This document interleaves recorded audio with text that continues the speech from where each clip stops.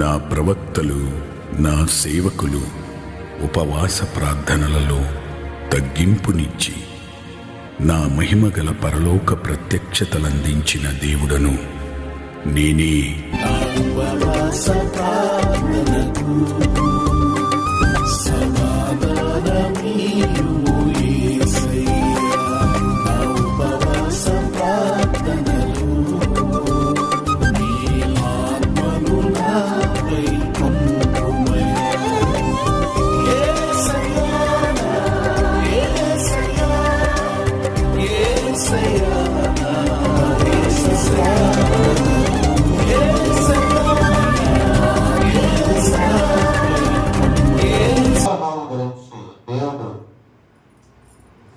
అబ్రహాము, మొట్టమొదటి అబ్రాము అసలు మొట్టమొదటి పేరు అబ్రాము. దేవుడు అబ్రహాముగా మార్చాడు. ఈ అబ్రహాం గురించి అందరూ తెలుసుకోవాలి. ఒక ప్రాముఖ్యమైన వ్యక్తి అబ్రహాం బైబిల్ గ్రంథంలో. దేవుడు అబ్రహాముతో మాట్లాడాడు, అబ్రహాముని పిలిచాడు. ఎట్లా పిలిచాడు? ఆకాశం నుంచి స్వరం వినిపించి పిలిచాడు దేవుడు. అబ్రహాము సామాన్యమైన ఒక మనిషి. యెహోవా దేవుడు ఆకాశం నుంచి స్వరం వినిపించి అబ్రహాముతో మాట్లాడాడు. అబ్రహాము నాతో దేవుడు మాట్లాడాడు అని కనిపెట్టేసి,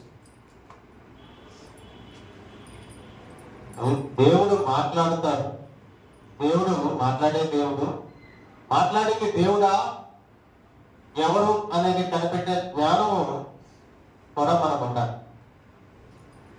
ఒకనొక సందర్భంలో దేవుడు స్వరం వినిపించి నాతో మాట్లాడాడు. దైవ సన్నిధానం పెట్టాం. దేవుడు స్వరం వినిపించి నాతో మాట్లాడు. నేను దేవుడే మాట్లాడాడని నాకు అర్థమైపోయింది. అట్లా అబ్రహాముతో ఎందుకు మాట్లాడాడు దేవుడు? ఒక ప్రణాళిక దేవుడు కలిగి ఉన్నాడు అనమాట. ఏంటా ప్రణాళిక అంటే, ఒక గొప్ప ప్రణాళికను దేవుడు కలిగి ఉన్నాడు. ఆ ప్రణాళిక ప్రకారం అబ్రహాముని వాడుకున్నాడు దేవుడు. ఇక్కడ మనం గమనించవలసింది ఏంటంటే, దేవుడికి ఒక ప్రణాళిక ఉంటుంది. నీ మీద దేవుడికి ఒక ప్రణాళిక ఉన్నప్పుడు నిన్ను పిలుస్తాడు దేవుడు, నిన్ను వాడుకుంటాడు దేవుడు. అందుకోసం దేవుడే ఆయన కుమారుడి దగ్గరికి పంపి మనల్ని మన పాపం నుంచి విడిపించి పరిశుద్ధంగా మార్చుకుని యాజకులుగా చేసుకుని నిలబెట్టుకుని ఆయనే వాడుకుంటాడు. దేవుడు వాడుకోకపోతే మనం ఏమీ చేయలేం. మనము నిమిత్త మాత్రం. మనల్ని వాడుకునేది,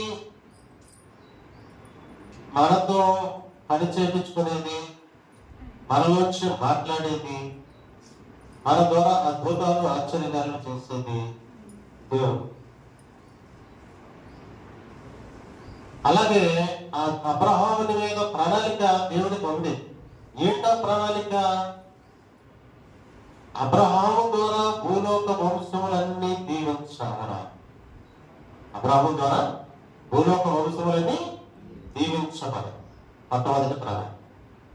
అబ్రహాము సంతానాన్ని ఒక దేశంగా మార్చాలి. ఆ దేశాన్ని ఆయనకి సంతానం ఇవ్వాలి. ఆ సంతానాన్ని ఒక దేశంగా మార్చాలి అనేది దేవుడి ప్రణాళిక. అయితే అబ్రహాముని పిలిచినప్పటికీ అబ్రహాముకి సంతానం లేరు, పిల్లలు లేరు. కొద్ది గొప్ప ఆస్తుంది. ఆయన ఏదో బొమ్మలు అమ్ముకునేవాడంట. అలాంటి టైంలో మరి అబ్రహాముని ఎందుకు పిలిచాడు దేవుడు? ఆ టైంలో ఇంకా ఎంతో మంది ఉంటారు కదా. అబ్రహాం ఎందుకు పిలిచాడంటే, ఇక్కడ మనం గమనించవలసిన విషయం ఏంటంటే, అబ్రహాంలో కొన్ని క్వాలిటీస్ ఉన్నాయి. ఏంటా క్వాలిటీస్? అబ్రహాము నీతిమంతుడు. అబ్రహాము ఒక నీతిమంతుడు అంటే ఒక అబద్ధం లేనివాడు అనుకోండి, ఒక యథార్థవంతుడు అనుకోండి. అంటే కొన్ని క్వాలిటీస్ దేవుడికి ఆయనలో ఉన్న క్వాలిటీస్ నచ్చినాయి. ఇతను నాకు సరిపోతాడు. ఇతనిలో క్వాలిటీస్ ఉన్నాయి. ఒక న్యాయం అనేది ఉంది ఇతని దగ్గర, ఒక ధర్మం అనేది ఇతని దగ్గర ఉంది. ఇతను మంచోడు, ఇతని దగ్గర భక్తి కూడా ఉంది. కాబట్టి ఇలాంటి వాడు నాకు సరిపోతాడు.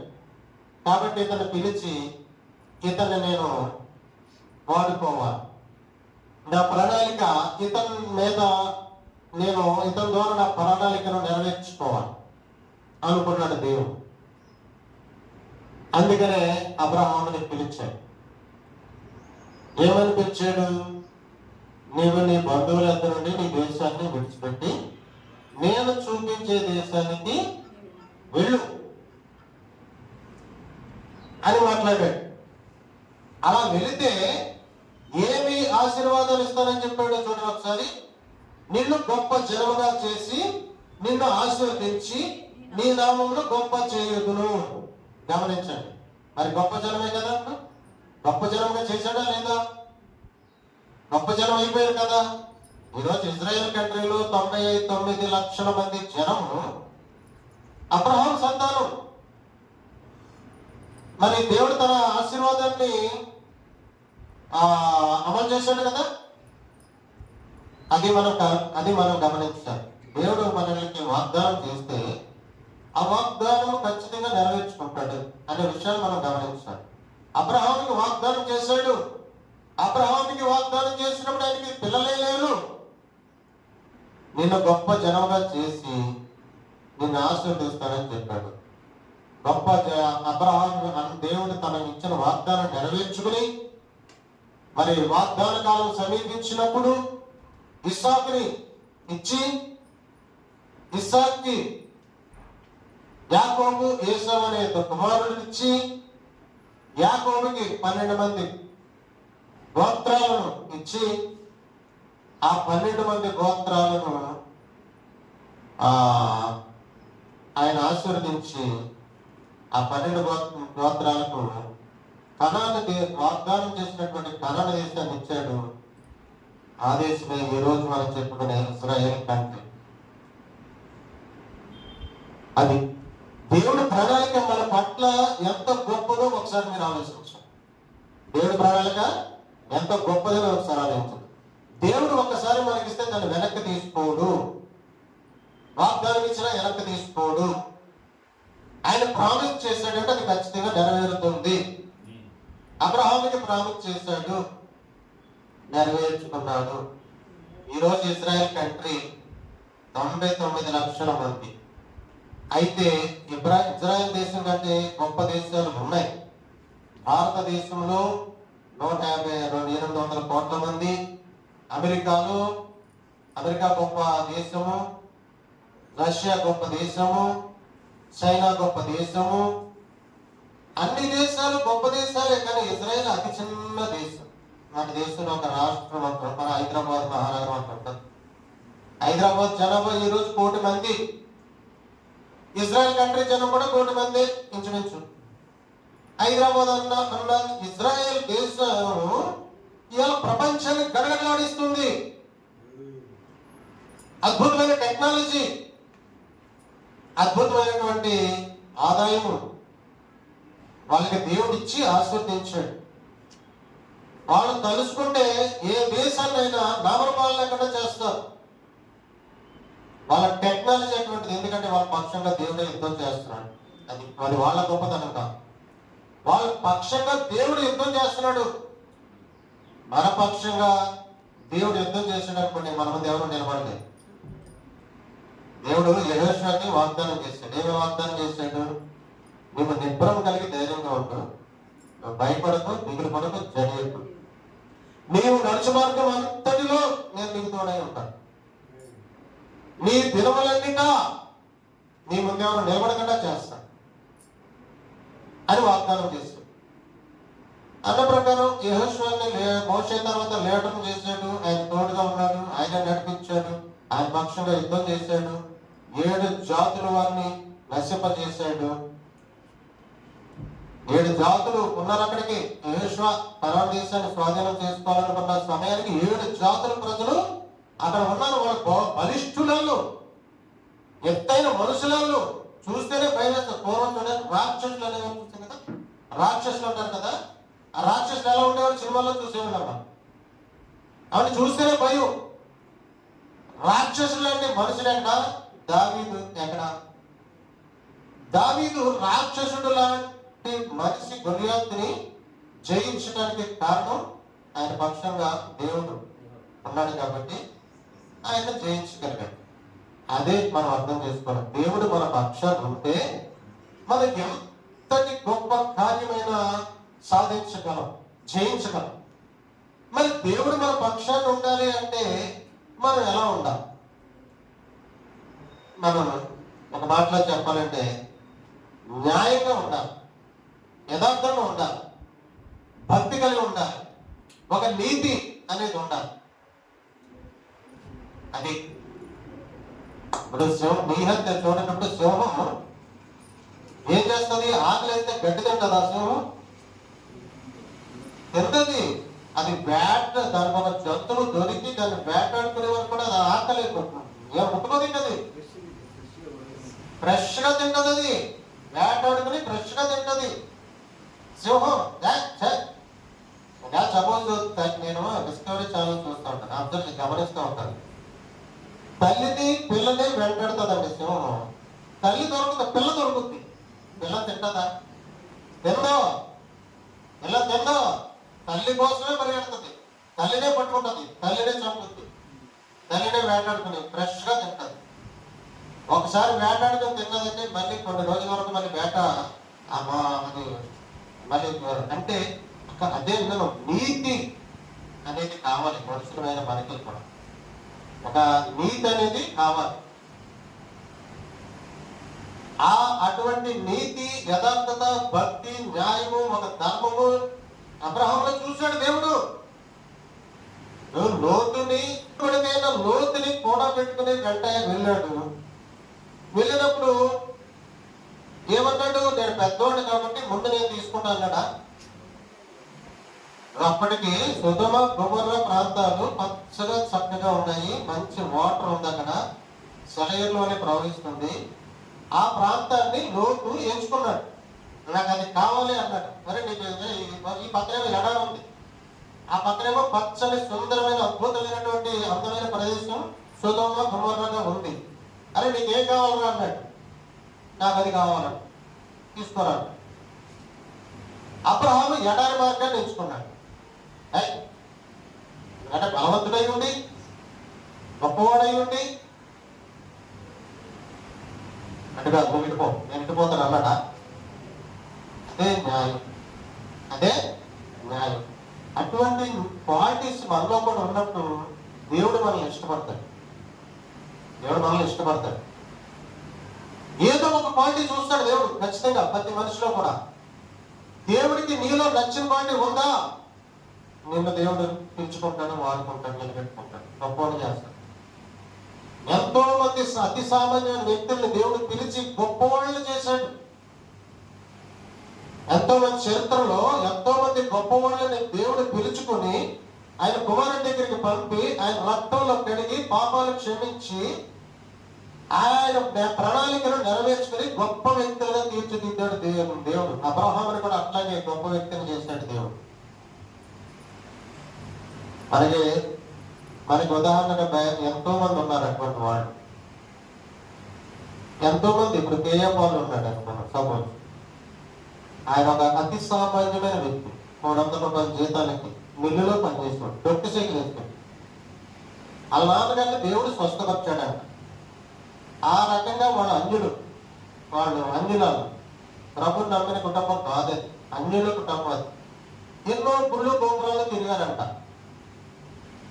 ఆయనకి ఒక ఏదో ఉండేదంట, ఆయనకి ఆ ఆస్తిలో ఏదో ఉండేదంట.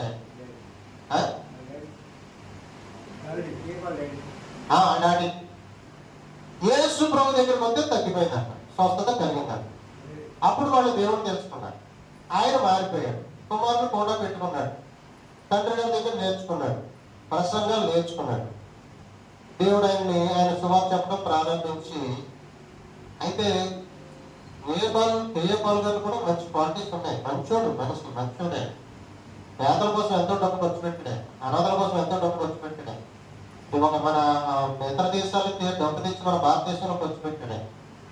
క్వాలిటీస్ ఉన్నాయి. దేవుడు దీవించాడు, అంచనంగా లేచిపోయాడు, ఒక ప్రపంచ శాంతిపతి అయిపోయాడు. ఆయన ఒక హెలికాప్టర్ కూడా ఇచ్చాడు దేవుడు, ఒక విమానం, బోయింగ్ విమానం కూడా ఇచ్చాడు. 1200 ఎకరాలు ఇక్కడ, 1,00,000 ఎకరాలు కెన్యా దేశంలో. అంత ఆస్తిపరుడు అయిపోయాడు ఆయన. అంటే దేవుడు పిలిచి ఆయన అంత గొప్పవాడు చేశాడు. దేవుడు తలుసుకుంటే మనల్ని గొప్పవాడుగా చేస్తాడు, రాజకీయ మౌఢ్యంగా చేస్తాడు. అబ్రహాముని పిలిచినప్పటికీ అబ్రహాం ఎక్కడున్నాడు? ఊరు అనే గ్రామంలో ఉన్నాడు. దాన్ని 2 నదుల మధ్య ప్రదేశం అంటారు. ఏంటన్నారు? టైగ్రీసు, యూఫ్రటీస్. టైగ్రీసు, యూఫ్రటీస్ అనే నదులు మధ్య ప్రదేశాన్ని మెసొపొతామియా అంటారు. అక్కడ ఊరు అనే గ్రామం ఉంది. ఆ గ్రామంలో ఉన్నాడు అబ్రహాము. అక్కడ ఉన్నవాడు పిలిచాడు దేవుడు, నేను చూపించే దేశానికి వెళ్ళు అన్నాడు. అబ్రహాం చేసిన ప్రామిసులన్నీ దేవుడు నెరవేర్చుకున్నాడు. గొప్ప జనముగా చేస్తాడు, గొప్ప జనముగా చేశాడు. రెండో ప్రామిస్ ఏంటో చూద్దాం, చూడండి.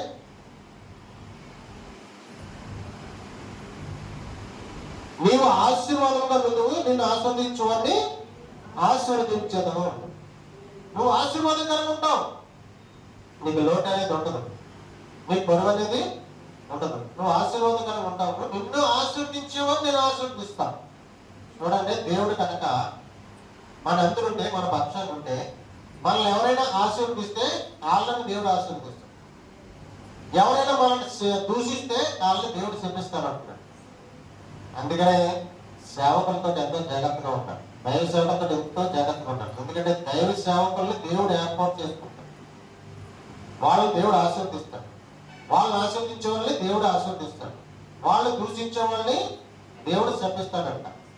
అందుకని ఏ సేవకుడు ఏం అనకూడదని అంటారు. ఏ సేవకుడిని కూడా ఏమి అనకూడదు. ఎందుకంటే దేవుడు ఏర్పాటు చేసుకున్న మనుషులలో మనం అంటారు, నువ్వు నేను అనకూడదు.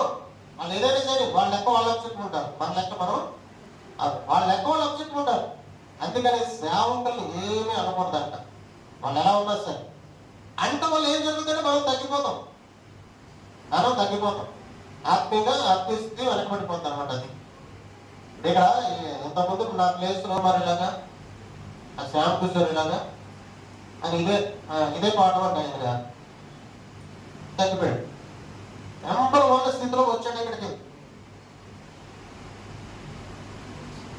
మొత్తం తగ్గిపోయాడు, పడిపోయాడు. ఇక్కడ నుంచి ఎల్లగొట్టిద్దాం. ఎందుకంటే సాతానికి సూటించాడు. ఎలా సూటించాడంటే ఇదే అలాగే మాట్లాడటం ద్వారా సాతానికి సూటించాడు. అట్లా ఉంటుంది. అందుకనే చాలా జాగ్రత్తగా సేవ చేయాలనుకున్న మనము ఎంతో జాగ్రత్తగా ఉండాల్సి ఉంటుంది. అందుకనే అబ్రహాముకి ఇచ్చిన వాగ్దానాలు మనం జ్ఞాపకం పెట్టుకుని, అబ్రహాం ఒక ఉదాహరణ మాత్రమే. అబ్రహాముని పిలిచిన దేవుడే మనల్ని పిలిచాడు. అబ్రహాముని పిలిచిన దేవుడే సేవకులను పిలిచాడు. అయితే ఇప్పుడు ఆ ఊరనే గ్రామం ఈ స్థలాల విషయానికి వస్తే యూఫ్రటీస్, టైగ్రీస్ 2 నదుల మధ్య ప్రదేశాన్ని మెసొపొతామియా అంటారు. అక్కడ ఊరనే గ్రామం ఉంటే ఆ ఊరనే గ్రామం నుంచి అబ్రహాముని దేవుడు పిలిచాడు. ఈ టైగ్రీస్ అనేది లేదు, ఇప్పుడు కాలగర్భంలో కలిసిపోయింది. ఇప్పుడు ఉన్నది యూఫ్రటీస్ నది, ఇప్పటికే అక్కడ ఉంది. బైబిల్ గ్రంథంలో యూఫ్రటీస్ నది కూడా ఎండిపోతుందని ప్రకటన గ్రంథంలో రాయబడింది. ఎందుకంటే యుద్ధం ఏదో జరుగుతుందంట, అది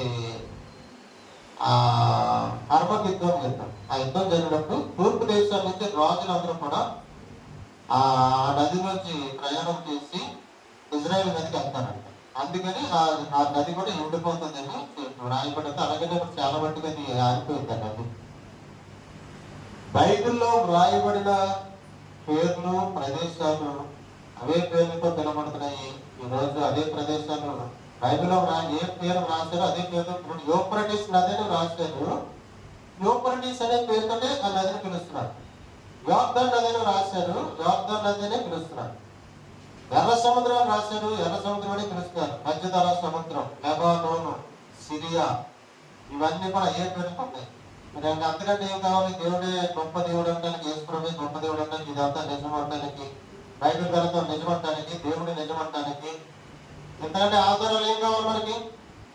బైబిల్లో రాయబడిన పేర్లు అదే పేరుతో పిలవడుతున్నాయి. ఈ రోజుకి అక్కడ ఉన్నాయి.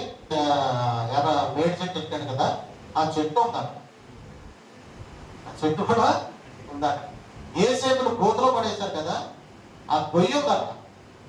ఏసేపును గోతులో పడేశారు కదా, ఆ గొయ్యి ఉందట. ఏలీషా గారు అద్భుతాలు చేశారు కదా, అవి కూడా ఉన్నాయి. అన్ని భద్రపరిచాడు దేవుడు. మామూలు విషయం కాదు. అందుకనే చాలా జాగ్రత్తగా ఉండాలి మనం. ఇది రాకడ సమయం, ఇదే అంత్యకాలము, ఇది కృపాకాలము, సంఘకాలం. ప్రజలను దేవుడు కృప విస్తరిస్తుంది. ప్రజలను దేవుడు రక్షించుకునే కాలం ఇది. ప్రజలు తండలుగా మందిరాలకు వచ్చే సమయం ఆసన్నమైంది. ఇప్పుడు మనం ఎలా ఉండాలంటే ఎంతో జాగ్రత్తగా ఉండవలసిన వారమే ఉన్నాం మనం. ఎంతో భక్తి కలిగి ఉండవలసిన వారమే ఉన్నాం మనం. ఎంతో యథార్థత కలిగిన ఉండవలసిన వారమే ఉన్నాం మనం.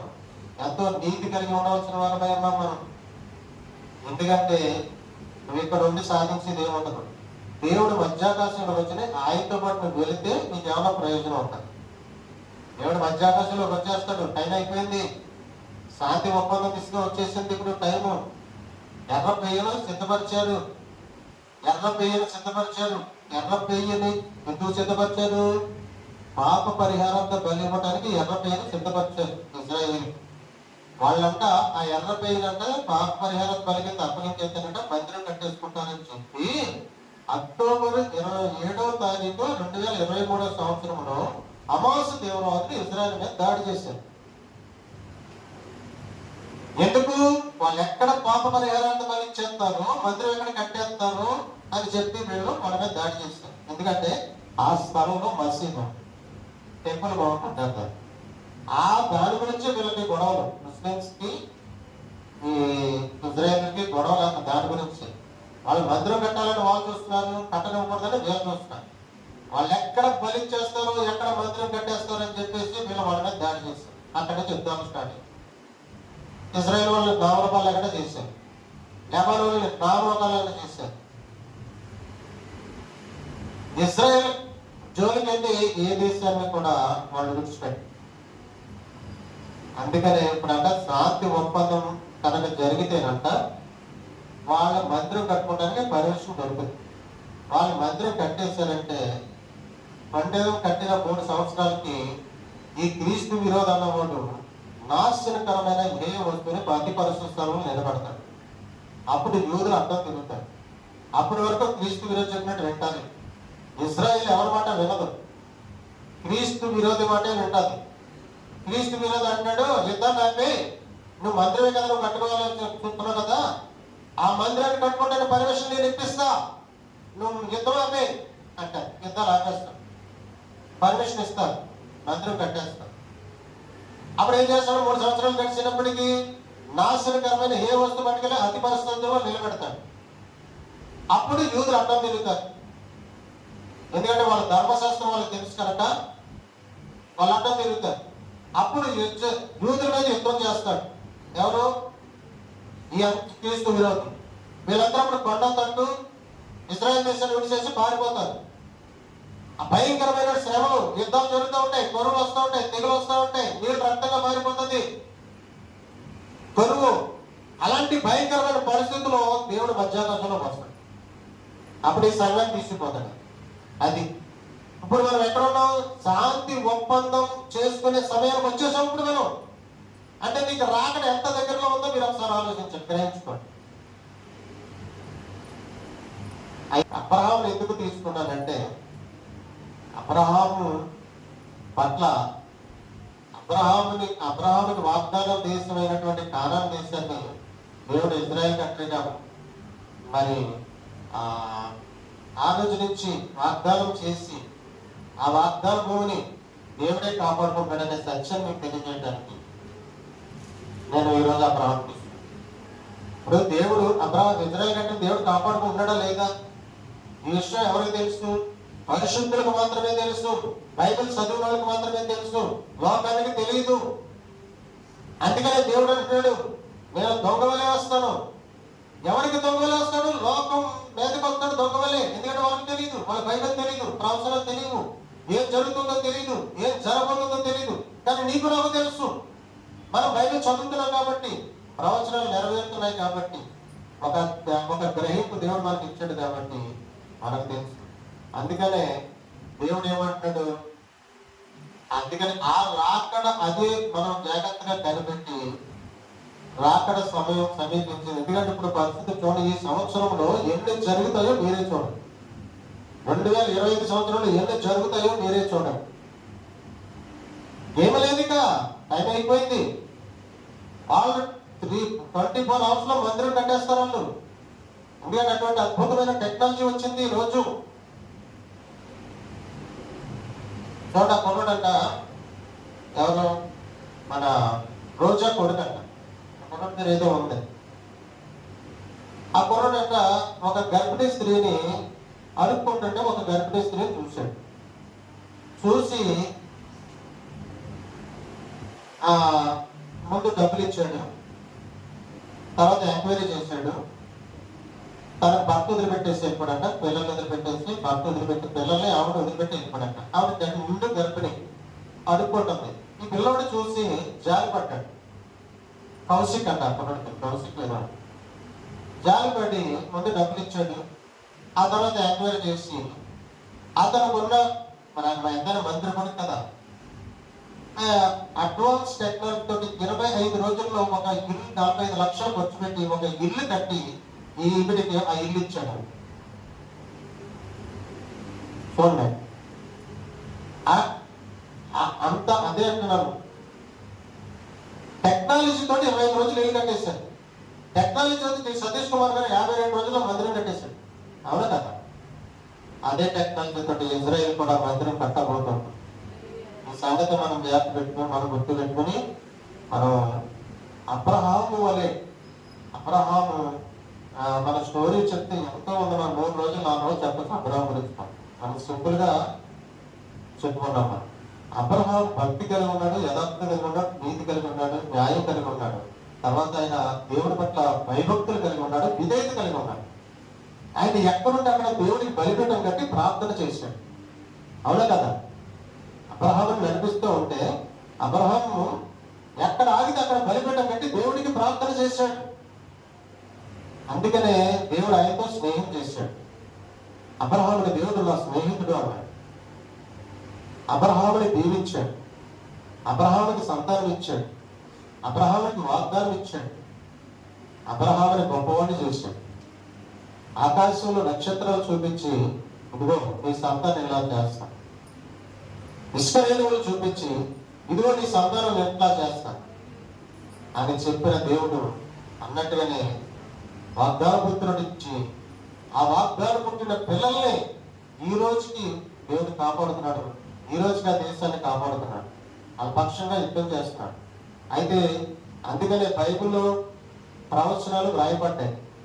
ప్రవచనాల ప్రకారం జరిగిపోతుంది, జరగాల్సినంత జరిగిపోతుంది. ఒక ప్రవచనం బైబిల్లో రాయబడి ఉందంటే అది ఖచ్చితంగా జరుగుద్ది. కాబట్టి మనము ఆ ప్రవచనం ఏమి రాస్తున్నాయి ప్రవచనాల్లో మనం తెలుసుకోవాలంటే బైబిల్లో బాగా స్టడీ చేయాలి. ఏముంది ప్రవచనం? ఇప్పుడు యేషయా ఉదాహరణ కూడా చెప్తా. యేషయా గ్రంథం 17వ అధ్యాయంలో సిరియా దేశం బట్టి తెప్ప అయిపోతాడంటే దేవుడు. మరి బట్టి తెప్ప అయ్యిందా లేదా మీరే చెప్పండి. అయిపోయిందా? జెఫన్యా గ్రంథం 2వ అధ్యాయం 4వ వచనంలో గాజా పట్టు నిర్జనమగును అన్నాడు. నిర్జనం అయిపోయిందా లేదా? యుద్ధం చేశాడు కదా గాజాపట్నం అంటే అదే ఇప్పుడు మన ఆవాస్ తీవ్రంగా చేశాడు కదా.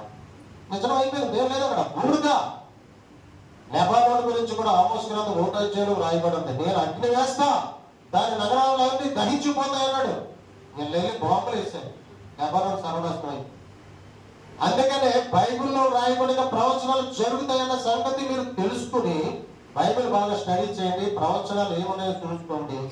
ఏ దేశం నాశనం అయిపోతే మీరు ప్రవచనాలు బాగా బైబిల్ బాగా స్టడీ చేసి ప్రవచనాలు ఏం రాయబడినో తెలుసుకుని దాన్ని మీరు దాని మీద ధ్యానం చేసి ప్రార్థన చేస్తే ఏ దేశాలు నాశనం అయిపోతున్నాయో, ఏ దేశాలు సురక్షితం ఉంటాయో మీకు తెలుస్తుంది.